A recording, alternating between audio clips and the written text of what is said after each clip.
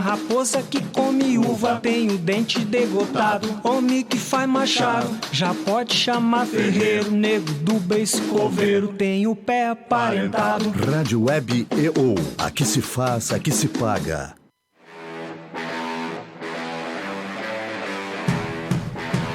Desde 1956, para a Ivupens, qualidade é a norma obrigatória. Por isso, toda vez que você precisar de tubos pretos, galvanizados e plásticos à pronta entrega, em todas as bitolas, é recomendável conhecer propostas Ivupens, porque sua obra não pode parar. Ivupens, na Presidente Roosevelt, 865, Porto Alegre. Mãos à obra.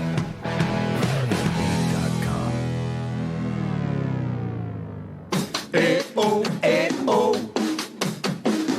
E-oh, e-oh. Sapo que chama chuva e que diz que foi, não foi. A mulher que pega foice tem o traje de viúva. Raposa que come uva, tem o dente degotado, homem que faz machado, já pode chamar ferreiro, nego do beiço coveiro, tem o pé aparentado. Rádio Web EO, aqui se faz, aqui se paga.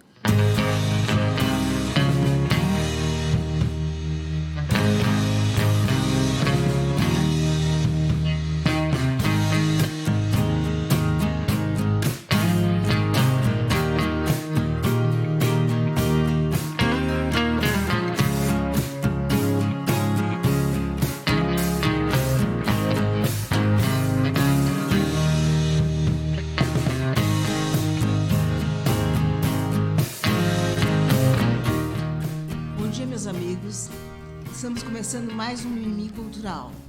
Hoje com a presença de Renato Mendonça, jornalista, crítico teatral e coordenador da Escola de Espectadores. Bom dia, Renato. Bom dia. Tudo bem? Vamos iniciar pela tua formação. Como é que, em que te formaste? Aonde? Qual universidade? Bom, eu sou alguém que se pode dizer que tem uma formação eclética, para usar um termo assim.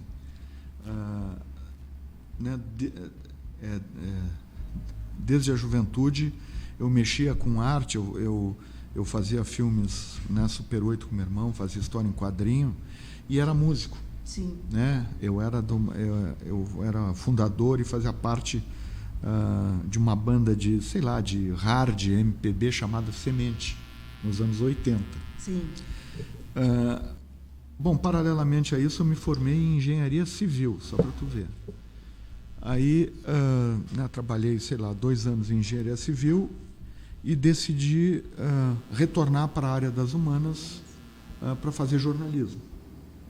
Aí eu fiz jornalismo na URGS, me formei na URGS e trabalhei, num primeiro momento, com house organs, Sim. que são, né, para os ouvintes saberem, são a comunicação dentro de empresas. Então, eu fazia jornais para empresas, para sindicatos e coisas assim. Então, ali eu pratiquei o jornalismo e pratiquei, inclusive, diagramação, planejamento gráfico. Que ótimo, uma bela experiência. Tá, mas e quando é que tu entrou para as artes mesmo, de novo?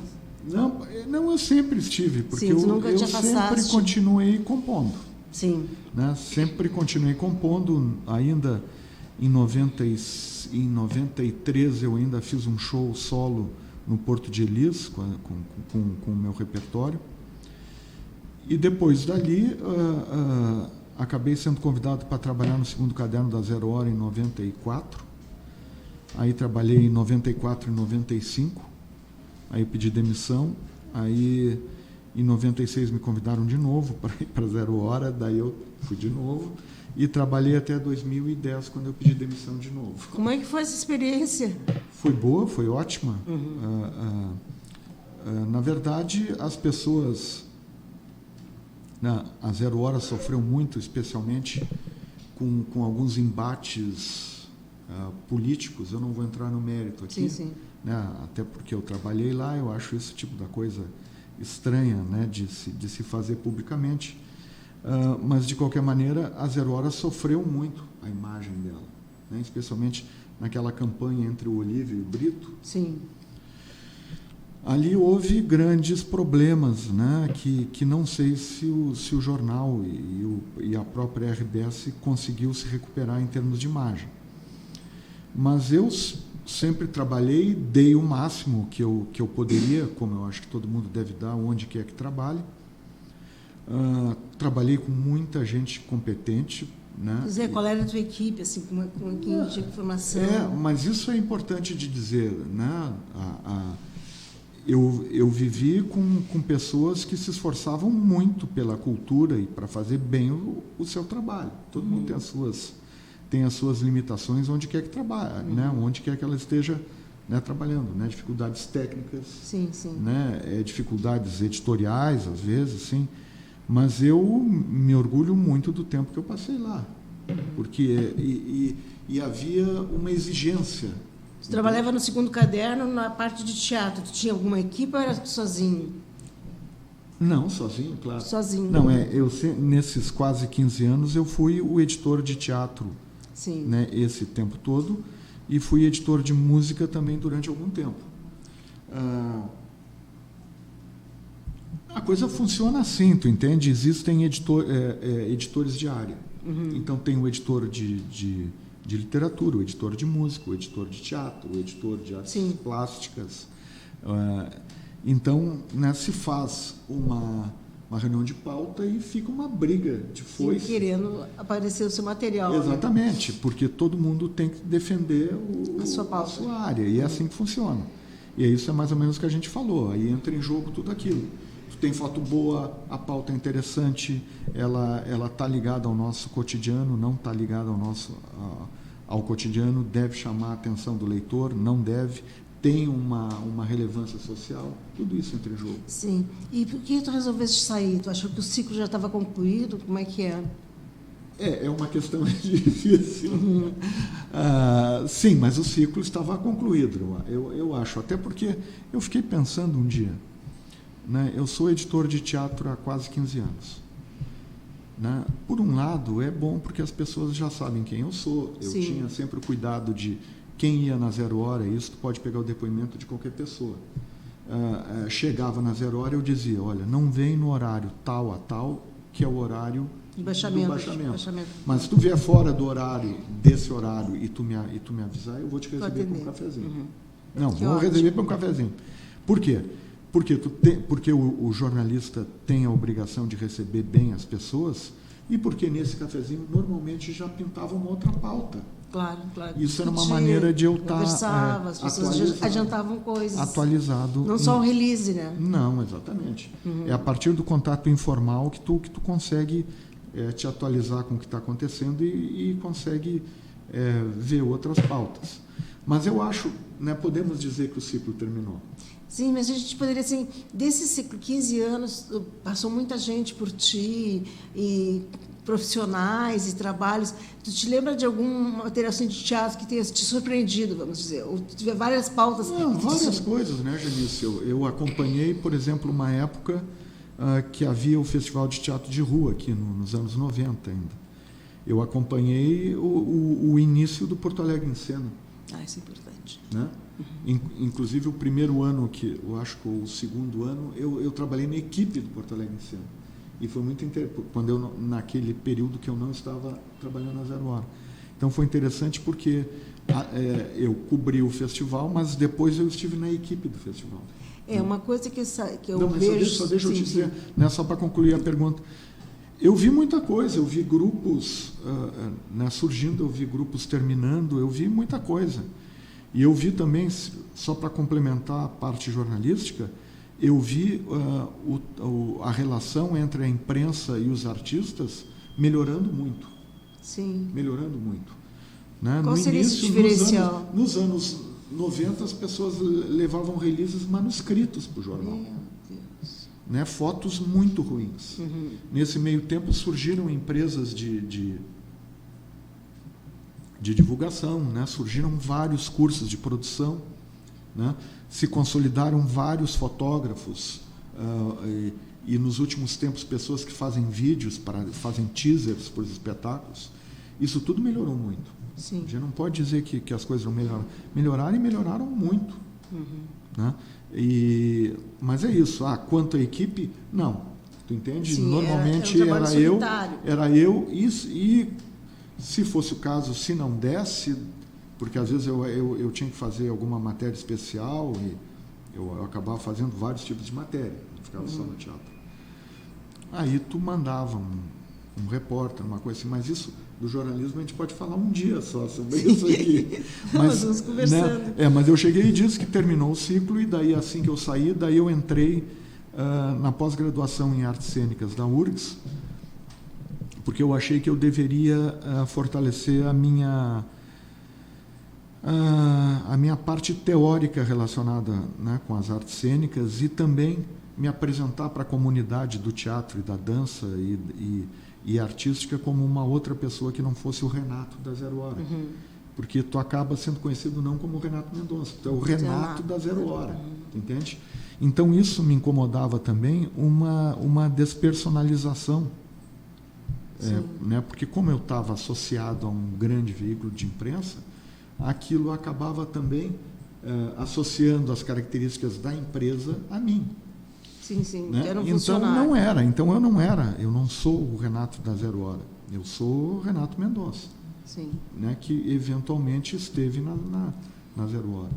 Mas durante todo esse período que a gente sente, conversando com a comunidade teatral, a tua credibilidade. Isso é uma coisa muito incrível e que a gente nota, e a gente observa, né, que muitas pessoas passaram por ali e não tiveram, vamos dizer, o cacife que tu tens no meio artístico. O que eu vou te dizer? Eu não posso ficar... Não, eu agradeço, fico muito feliz. Sim. Fico muito feliz. Mas eu faço o que eu vejo muitas... Eu fiz e faço o que muita gente faz. Se dedica ao máximo que dá e é rigoroso consigo mesmo. E aí, lamentavelmente, tem que haver uma retribuição, tu tem que ser rigoroso com as outras pessoas também. E isso eu acho que dentro desse quadro de crise que as artes estão no Brasil, e é desnecessário falar sobre né, o ataque que as artes estão, a desmoralização que as leis de incentivo estão sujeitas, né, nesse momento. Mais do que nunca, temos todos que sermos rigorosos, profissionais ao extremo e nos exigirmos. Como uma coisa tem que ser feita.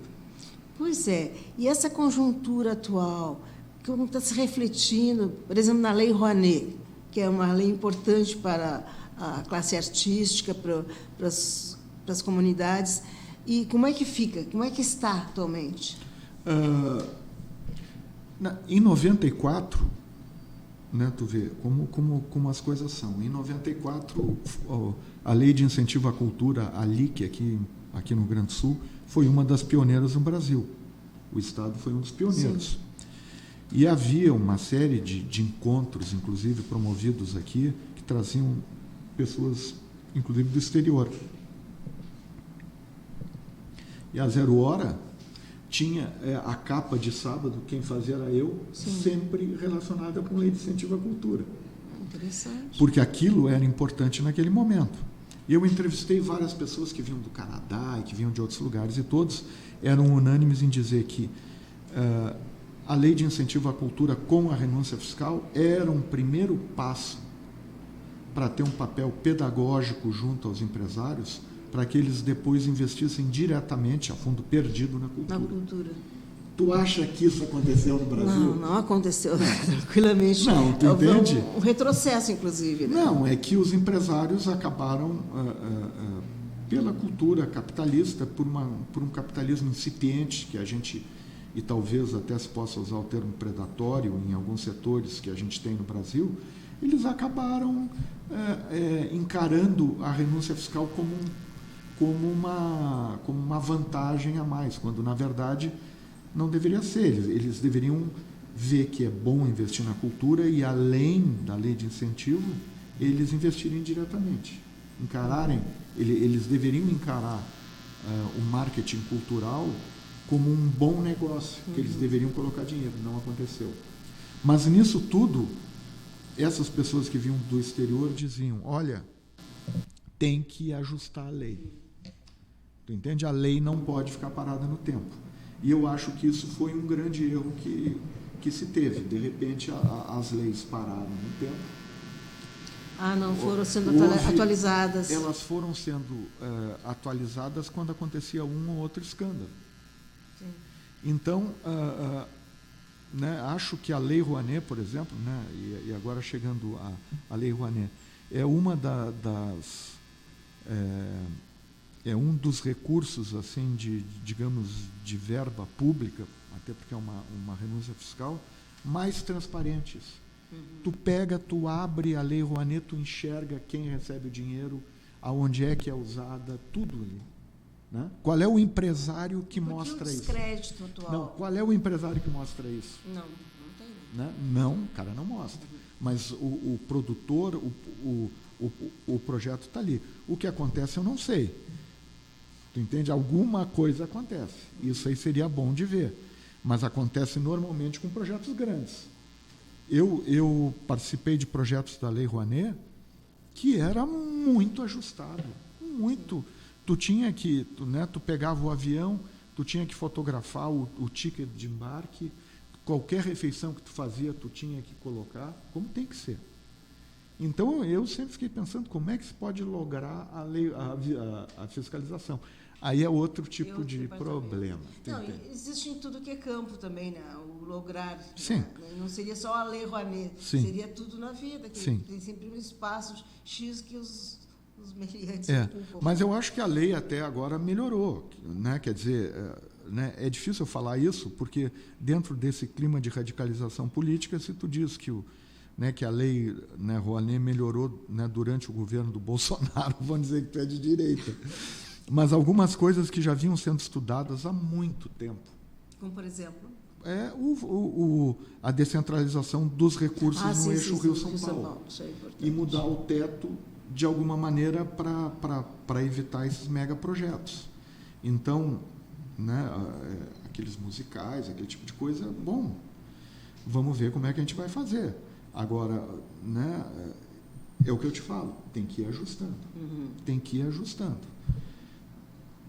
Mas, né, de resto, né, se tem a lamentar. O Funproarte aqui está praticamente parado, eu nem sei, né, fizeram um edital há pouco tempo para ONGs ou alguma coisa assim. Mas uma coisa é fato, o poder público, em termos de recurso, está falido. Não está participando em nada, né? Então, não tem condições de participar, né? Não tem dinheiro. O que se percebe é as pessoas buscando outras maneiras de financiamento, mas que é uma coisa emergencial. Porque tu faz um crowdfunding, por exemplo, né, que as pessoas né, fazem uma vaquinha. Né, pela internet, mas no teatro e na dança o público é muito restrito. Sim. Né? Normalmente tu vai numa peça, alguma coisa assim, tu conhece as pessoas que estão na fila ali. É incrível. Sempre os mesmos. Então, um grande esforço que eu acho que tem até que o movimento dos artistas aqui de Porto Alegre fez, o MOVE, é um movimento entre os artistas de Porto Alegre para buscar estratégias para ampliar o público. Né? Para ir atrás do público, para não ter uma atitude passiva. Saber, o Rio Grande do Sul, o Porto Alegre, tem algum mecenas? Mecenas? Já teve? Olha, se tiver, tu me diz que eu vou atrás dele para conseguir dinheiro. Não, olha, o que eu vejo são grandes empresas, inclusive, se retraindo. Sim. Né? Tu vê, por exemplo, a Gerdau. Se tu pegar a Gerdau, ela está baseada aqui, eu acho agora até já se transferiu já, mas de qualquer maneira a origem dela era aqui. E ela abandonou lá a Fundação Iberê Camargo, por exemplo. Né? Não vejo, olha, o que eu vejo nesses termos é a Braskem. Né? Porque a Braskem mantém, sei lá, 10 anos talvez o prêmio Braskem, e ela apoiou aquela Bienal de Dramaturgia que o Alexandre Vargas fez. Se pode dizer que é uma mecenas, assim, né? Que é um mecenas, mas não saberia te dizer. Sim. Me diz uma coisa aqui, em termos de Rio Grande do Sul, de Porto Alegre, como é que tu estás vendo os grupos teatrais que evoluíram, assim como essa parte de produção, de assessoria de imprensa evoluiu, tu como jornalista notou, mas em termos teatrais, houve uma evolução? Como é que estão os grupos?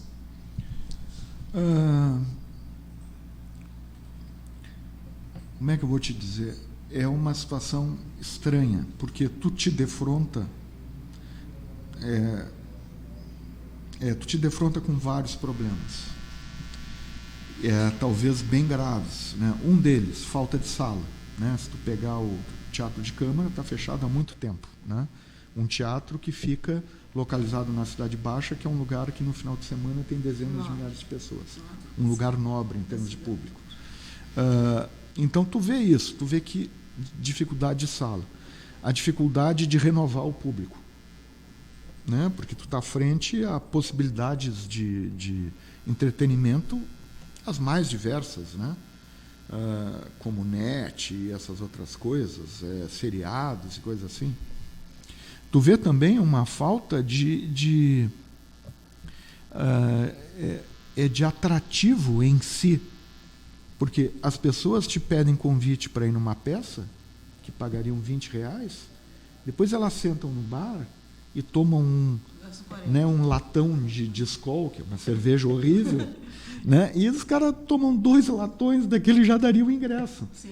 Então, existe também esse problema de as pessoas não reconhecerem no teatro e na dança gaúchos, e no teatro infantil, na performance, e em tudo das artes cênicas, como fruto de um trabalho pesado.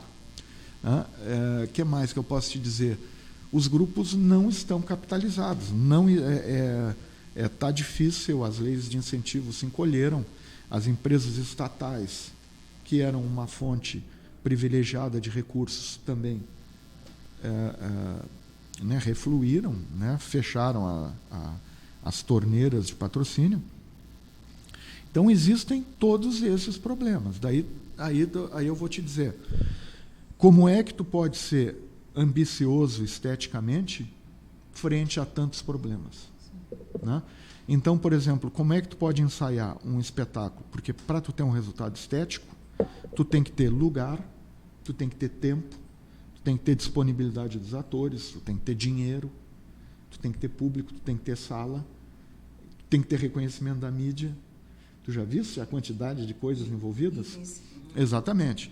E aí existem algumas coisas que até a gente poderia falar, porque eu estou envolvido, graças a Deus, em 2 delas, por sorte, mas... então, tu nota que o resultado estético, ele está ligado a isso aí. Tu entende? Se tu pega para um ator ou para um técnico e diz assim, olha, a gente vai estrear daqui a 3 meses e tu vai ganhar 6 mil para desenhar e criar luz, sei lá. Mas ele sabe que ele vai receber aquele dinheiro? Ainda tem essa. Porque quando a verba é pública, às vezes tu não tem nem a garantia que a coisa não atrase. Então isso mexe com a vida das pessoas. Tu não consegue te agendar, tu acaba tentando outras coisas, tu acaba te comprometendo com outras coisas. Estressante. Exatamente. E estressante. Então o que acontece atualmente? Existem movimentos em Porto Alegre, né? Existem saraus, existe, por exemplo, o Grupo Extravaganza, lá na sede deles, eles montaram várias atividades. Tem locais alternativos. Mas com problemas com os vizinhos, né? Houve lá um problema, houve, mas eu não sei como é que está, então eu nem poderia te dizer, porque eu só soube de uma ocorrência disso, eu não saberia me estender nisso. Mas existe esse tipo de coisa. Então tem o MOVE, tem o Extravaganza, tem um projeto que já chegou ao 3º ano, que é feito pelo Goethe, que pega textos de língua alemã e coloca 2 grupos gaúchos para montar, que é o Trânsito. A gente analisou os dois. Exatamente. 2 trabalhos completamente diferentes e muito Exatamente. Esse ano foi do João de Ricardo e o outro diretor foi o Maurício Casiraghi. Mas tu vê o Goethe comprometido com uma iniciativa bem diferente assim. Um outro projeto que eu sou o curador é o Ponto de Teatro lá do Instituto Língua. Sim. Né? Que possibilitou em 2018 7 estreias. 7 estreias. Maravilha. E esse ano vai possibilitar 6 estreias. Então, tu vê, existem, né, se tu fala em mecenas, a gente pode colocar o Ling e o Goethe também aí. Né? Embora né? Mas de qualquer maneira, Sim. Né, o Ling é um centro cultural e o Goethe é comprometido com a divulgação da cultura alemã. Então, né, são desdobramentos naturais deles, né? Mas realmente um empresário botar dinheiro É difícil. é difícil. Jefferson, como é que a gente está de tempo? 11h23. Ah, tá ótimo. Ah, tá. Tá muito bom. Mas eu Não, sou tá bem ótimo objetivo. também. Uma coisa que eu acho que é um diferencial no nosso teatro é o teatro infantil, né? Que é ele de assim, vamos dizer, uma boa qualidade, né? E adultos frequentam, independente de ser uma coisa para criança, os adultos gostam de ir em teatro infantil. Eu não sei o que te dizer, tá, Janice? Até porque meus filhos já estão bem mais velhos agora. Né? Então, Tu deixou de frequentar o teatro infantil? Não, eu até fui domingo, né, no Pra Que Servem as Coisas, da Thaís Fernandes e da Tainá Dada. Sim. Muito legal, é o Eduardo Dávila, eles fazem estava lotada a Álvaro Moreira, eles fazem um espetáculo solo do Eduardo, mas é uma coisa que mistura projeções e coisas Sim, assim, sim. né, do grupo Cena Expandida, muito legal. Eu vou menos porque eu tenho que fazer muita coisa, mas eu posso te dizer o seguinte, antigamente, nos anos 70, nos anos 80, alguma coisa assim, já era difícil fazer teatro. Sim. Então, muitas vezes os grupos faziam uma montagem de tarde, de teatro infantil, e uma de noite. Para ganhar bilheteria. Então, eles ganhavam a bilheteria de tarde e de noite eles enfrentavam o teatro adulto, que era o que eles tinham interesse, que era o era investimento foco. estético deles.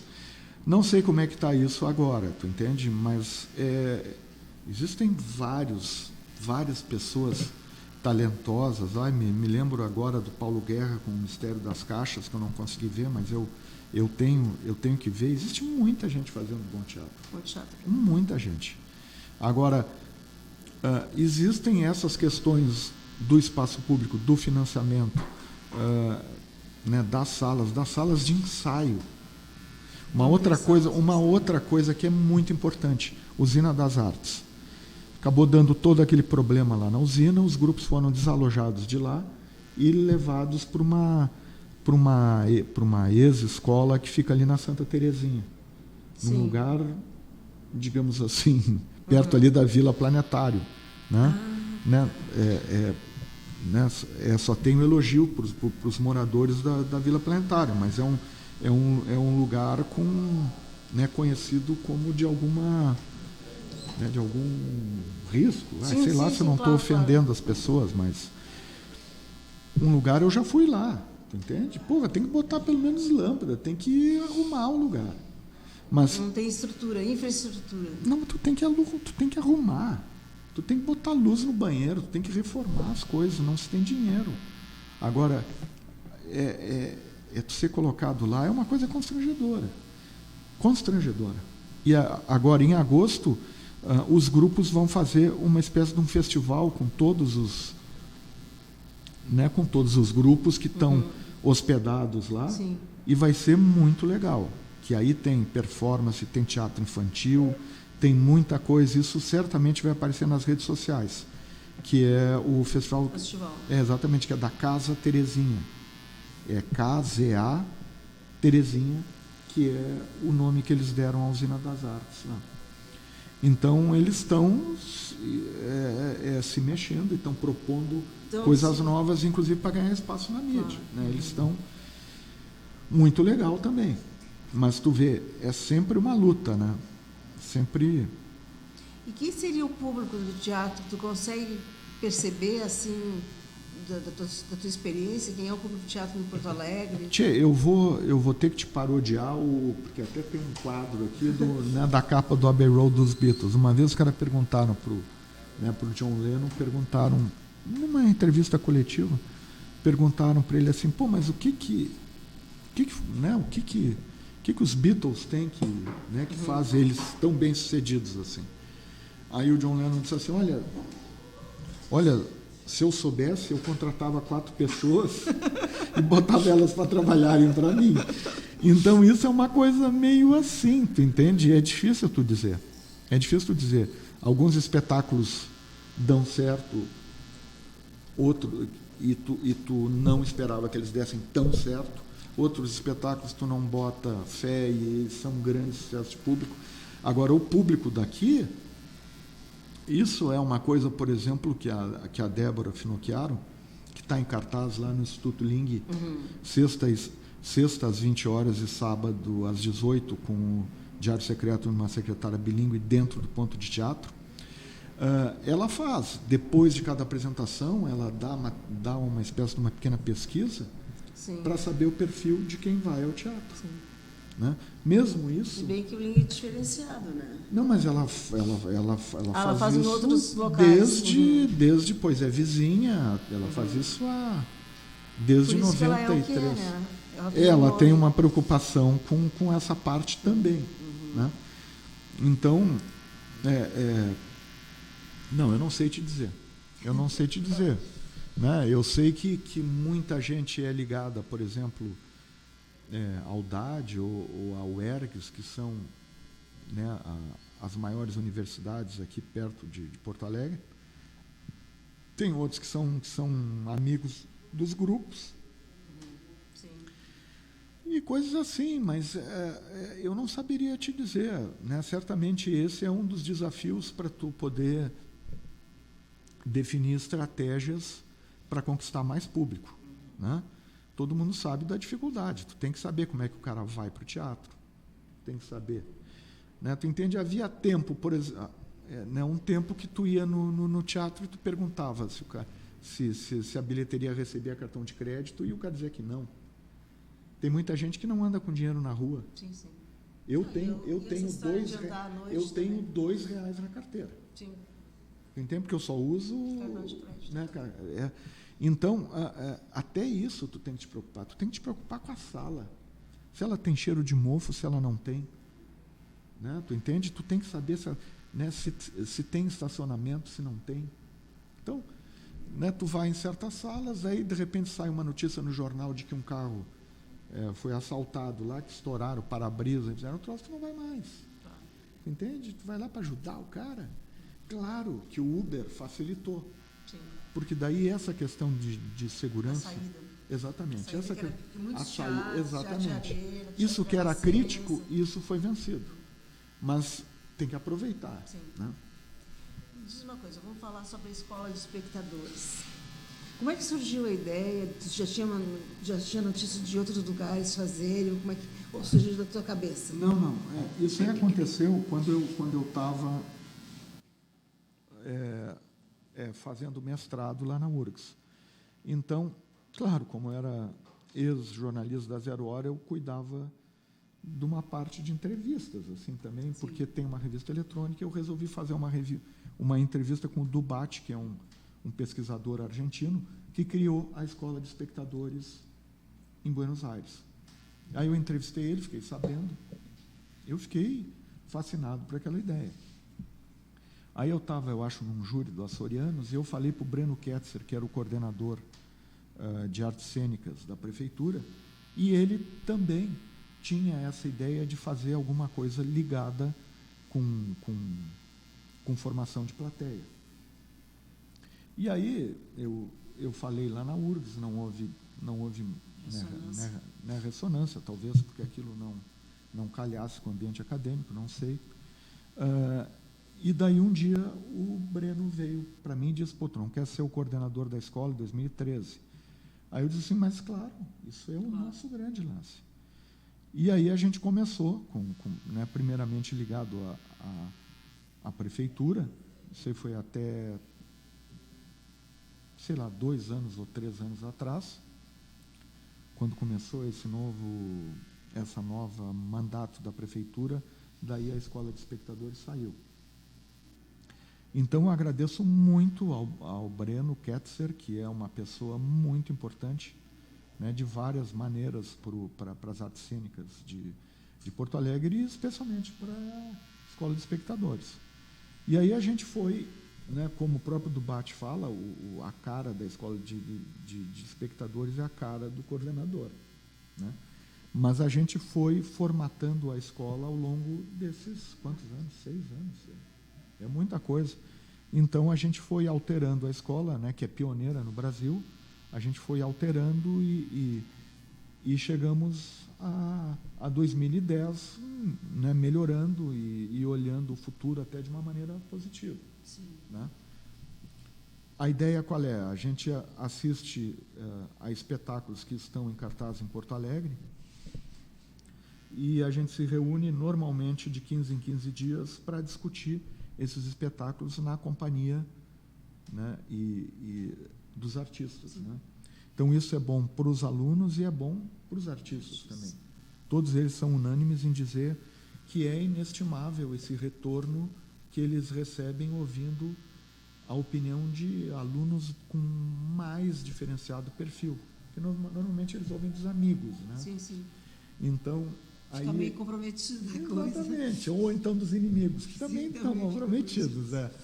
Então é isso. Né? É claro que eu queria ter mais dinheiro, né, para fazer algumas coisas que a escola já fez, montar uma cena no início, né, fazer né, para a gente discutir depois no encontro, gravar em vídeo, por exemplo, os encontros e criar uma biblioteca de todos aqueles depoimentos e aquelas discussões.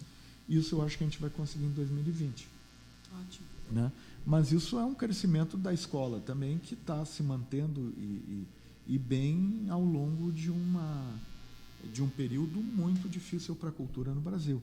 Tenho também que agradecer Clóvis Rocha, que nos abrigou no Teatro de Arena, né, durante algum tempo, e ao Gessé Oliveira, que está nos abrigando agora na Casa de Cultura Mário Quintana. Isso é importante também, porque a gente fica dentro de um lugar de teatro. Né?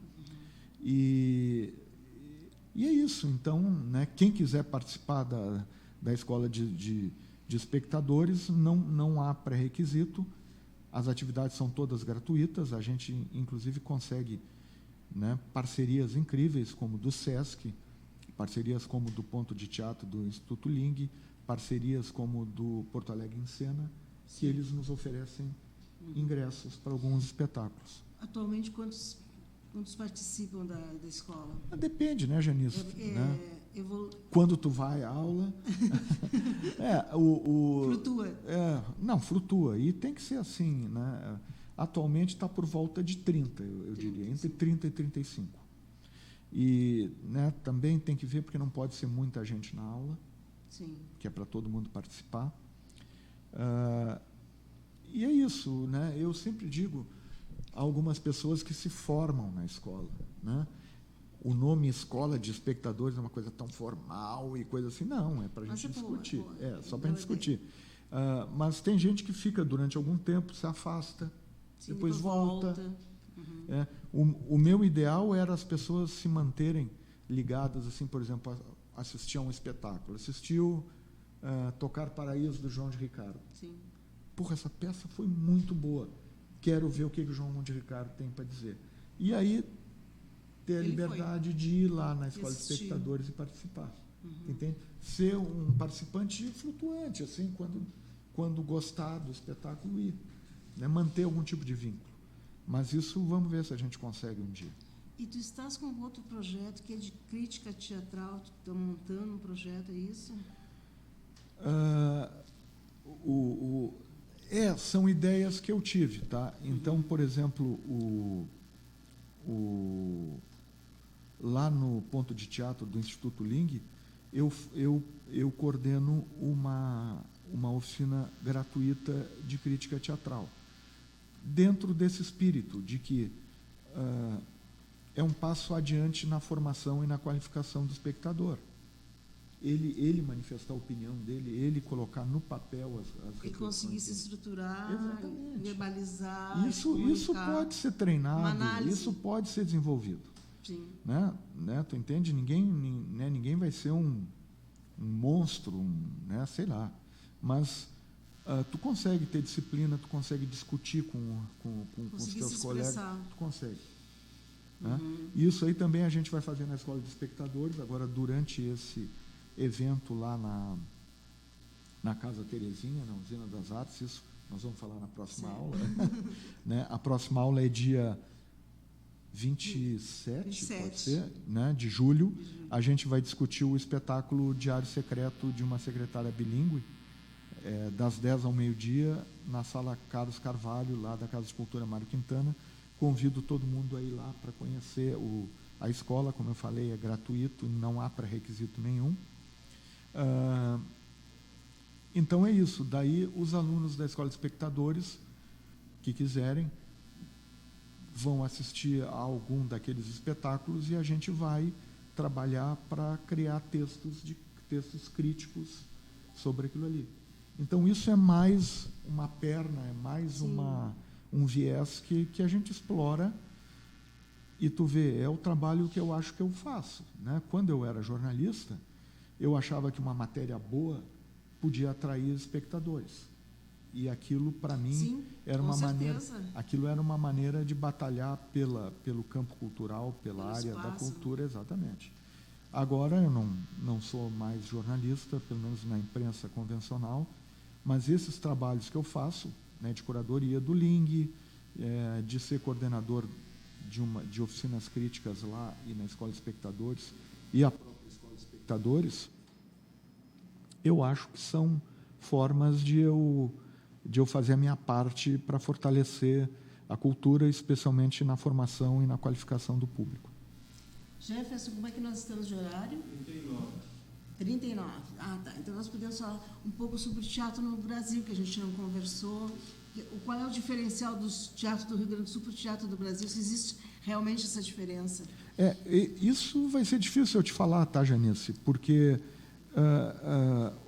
o que a gente pode dizer é que tu teria que viajar muito para poder dar uma opinião como essa.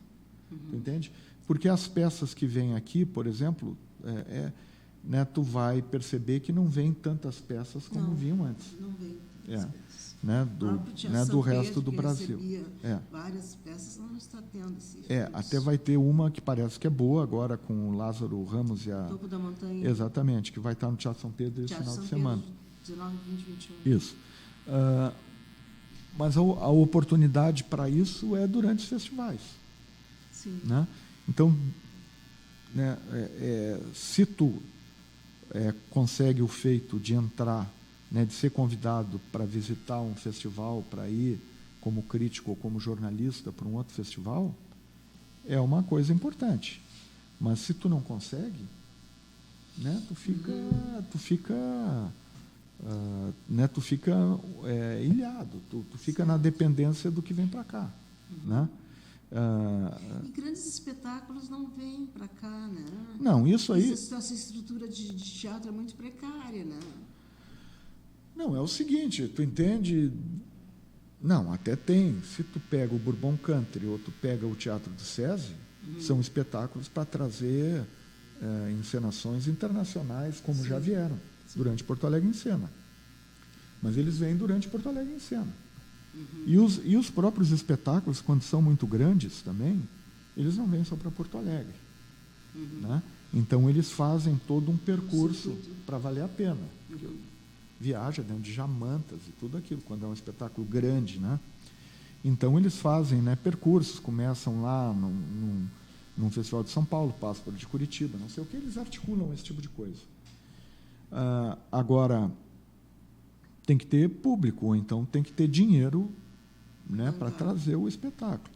Agora, para te dar um quadro assim, eu preferiria não arriscar, tá? Nesse momento da minha carreira, assim, eu estou apostando na consolidação da Escola de Espectadores e lá no ponto de teatro, em outras coisas, né, que eu estou fazendo. E eu estou focado nisso. Mas eu não poderia te dizer, fica muito seria muito pretensioso, né, de eu pegar e te dizer alguma coisa a respeito Tá. disso. Tu que tem acompanhado Porto Alegre em Cena desde o início, como é que tu vês o Porto Alegre em Cena?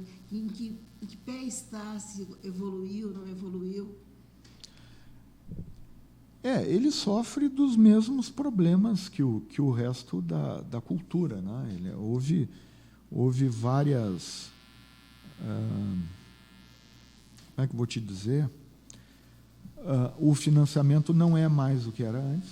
Sim. Isso aí certamente reflete. repercute no tamanho do festival. Já houve festivais enormes, assim, Porto Alegre em Cena, bem grandes, né? Já houve dinheiro, assim. Eu me lembro, porque ter recursos não significa só no festival, né? Só para tu ver, teve um ano que quando eu ainda estava na Zero Hora, que a Petrobras comprou, acho que foi a Petrobras, comprou vários espaços na Zero Hora. Ela era patrocinadora.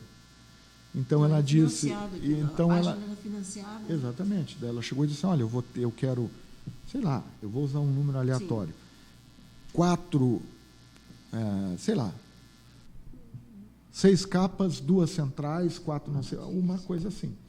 Então, para mim eu tinha que planejar e fazer. Inclusive, eu faço questão de dizer aqui, foi quando eu tomei a iniciativa de convidar pessoas do campo, das artes, para escreverem críticas sobre espetáculos que estavam no Porto Alegre em Cena. Que eu me lembro, foi até a primeira vez que foi feito isso. Depois o Porto Alegre em Cena começou a convidar. Sim. Mas eu acho bom registrar isso aqui. Pioneiro. E então tu vê, tem isso, tu entende? É bom tu ter dinheiro, é bom o tipo de repercussão do festival, o tipo de atenção que a mídia dá e é maior, tu entende? Além disso, o público em geral gosta dos chamados eventos. Sim. Então, por exemplo, não é um público fiel, é um público que aparece no festival. Ocasional, né? Porque, por exemplo, a gente poderia discutir aqui. Mas o teatro está mal, o teatro está não sei o quê. E o Porto Verão Alegre é um grande sucesso de público. Sim, há quantos anos? Eu vi 3 peças. Eu também vi surgir, eu fiz a primeira matéria do Porto Verão Alegre. Sim. Né? Um grande sucesso. Por quê? Eles têm atenção, eles, claro, fizeram aquelas análises. A comédia é importante para captar público. Além disso, facilidade para comprar ingresso. Sim, vários campanhas, pacotes. Isso aí, tu entende? Espetáculos que já estavam em cartaz. Exato.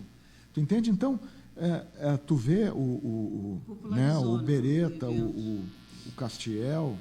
Não sei se eu estou esquecendo alguém, mas são os que eu me lembro daquela época.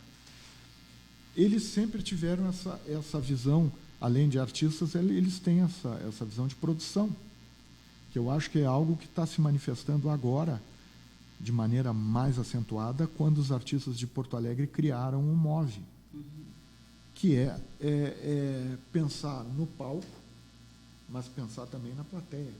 Sim. Né? Como atrair as pessoas. Mas então, por exemplo, tu fazer um espetáculo é uma coisa. Tu colocar esse espetáculo dentro de um festival, dentro de um evento, é bem diferente. Eu fui num evento do MOVE ali na Centro Cultural ali do Cine Rodrigues, e foi uma multidão. Eles fizeram um happening assim, muito Exatamente. bonito. Utilizaram o saguão para apresentar pequenos trechos das peças e foi muito bom. Foi o lançamento do MOVE. Dia 18 agora eles vão fazer uma vigília na frente do Teatro de Câmara. Mas é o tipo da coisa, são pessoas que, né, são artistas mobilizados agora, né, talvez agora de maneira forte, não só na criação, mas também na atenção ao público e em formas de chegar aos espectadores. Quantos grupos estão envolvidos no MOVE? Não sei. Não sabe? É. Mas eu acho que uns 7, 8, né? Mas isso... Não, mais. Isso aí valeria até uma pauta especial, assim, Sim. porque eles estão batalhando, e é uma iniciativa diferenciada. Assim, né? Deles tomarem a iniciativa de procurarem público, eles procurarem público, né? Exatamente. Então é isso aí. Tem uma coisa, eu não sei quanto tempo, né, nós temos aqui, mas é que talvez nós temos 12 minutos. Uma coisa que talvez valesse a pena conversar é como mudou a imprensa, ou a divulgação, ou a comunicação com o advento da internet. Sim. Né? Isso é importante, Anise.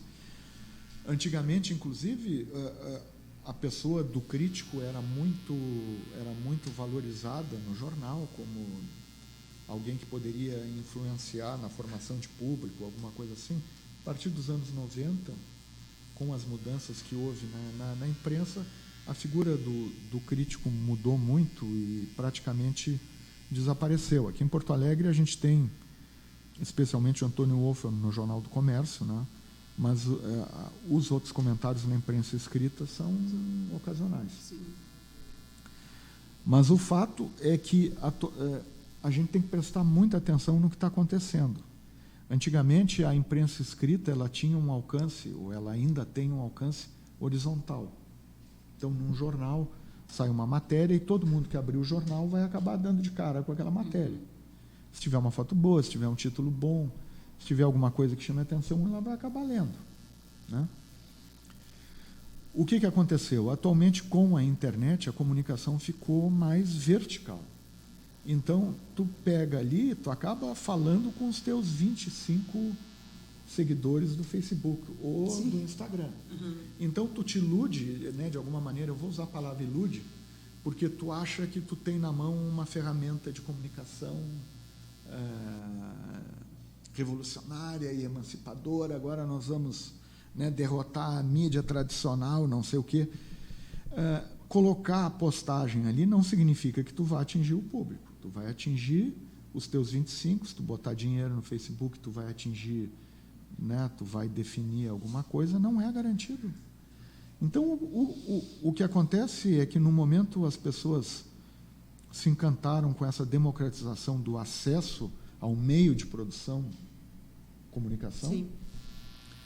mas elas têm que ficar atentas para que público esse tipo de veículo vai atingir. Adianta tu falar para as tuas pessoas, para os teus conhecidos, vocês já sabem, entende? Agora, como tu vai sair dessa bolha e convocar, e fascinar, e seduzir potenciais espectadores que estão fora da tua bolha, isso sim é uma complicação. Isso é difícil. Isso é difícil. Aí tu, né, que eu vou te dizer, por exemplo, 30 segundos antes do Jornal do Almoço, tu atinge quantas pessoas? Ou na Bandeirantes, ou na Record, né? Tu entende? Sim, sim. Que são mídias que daí são bem caras. Por que elas são caras? Porque elas atingem muita gente, exatamente. Então, mas eu acho que isso é matéria de discussão, por exemplo, no MOVE, as pessoas estão se dando conta e estão discutindo estratégias para conseguir ampliar isso aí, exatamente. Porque bloqueio parece que é uma coisa, inclusive, colocada propositalmente. Algumas vezes até né? A pessoa não gosta de teatro, não gosta de dança, Sim. acha que ninguém vai assistir. Isso tudo é complicado. Mas tu tem que pensar em algumas coisas. Exatamente. Mas, por exemplo, se tu chegar na TV com um teaser pronto, né? Sabe? Sim. 20 segundos, alguma coisa. E aí, né, tu já tem o cuidado de botar o teaser sem o logotipo do patrocinador, porque senão a TV não vai botar. Mas se tu chegar com o teaser, tu disser para o cara, olha, nós temos um teaser, vou te mandar por e-mail. Aí o cara assiste aquele teaser, é de boa qualidade, já brilha o olhinho. Entende? O cara já pensa, pô, isso aqui está bem acabado, a gente pode botar na TV. Mas tu entende, isso tudo são coisas que têm que ser pensadas. Isso aí é uma coisa importante também, o campo da produção, né? A produção é uma parte importante é uma especialização no campo das artes, inclusive, nem sei se tem cadeiras de produção no DAD, por exemplo, já algum tempo já teve, agora acho que não tem mais, mas é uma etapa importante, porque muitos dos produtores acabam sendo artistas que são constrangidos a trabalhar naquilo ali.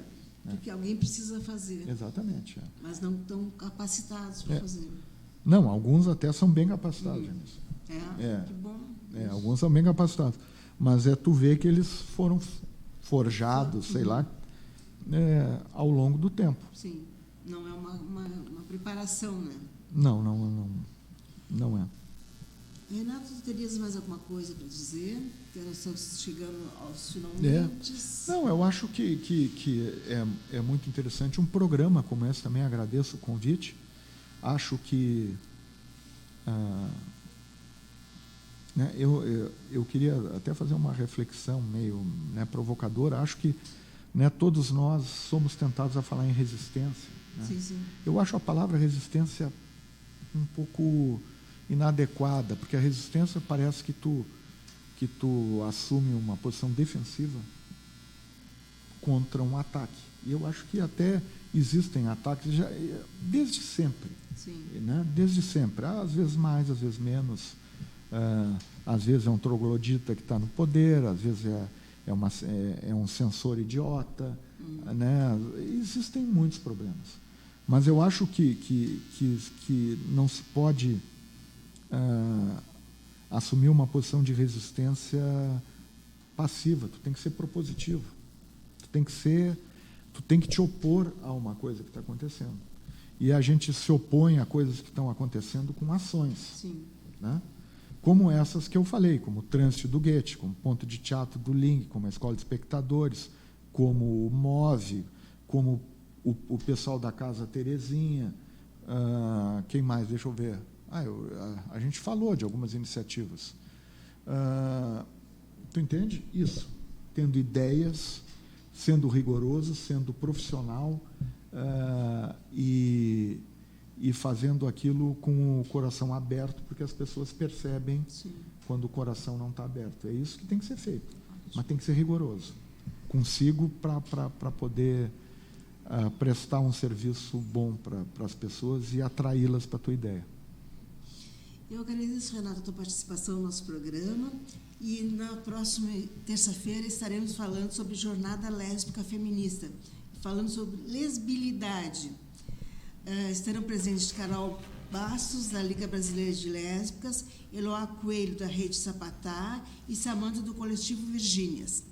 Muito obrigada. Tu queres dar uma parte? Não, é só lembrar mais uma vez que a gente tem aula da Escola de Espectadores no dia 27 de julho, sábado, das 10 ao meio-dia, na Sala Carlos Carvalho, da Casa de Cultura Mário Quintana. Então, quem quiser ir lá conhecer a escola e, eventualmente, se juntar a nós, é só chegar, é gratuito e não há pré-requisito. E, se quiser conhecer a Escola de Espectadores, é só procurar no YouTube. Não, minto. Até no YouTube tem uma página, mas no Facebook é só procurar a Escola de Espectadores, o @EEPA Escola, que vai dar lá na nossa página. Muito obrigada. Tá. Obrigada a todos, um bom dia e até terça-feira que vem.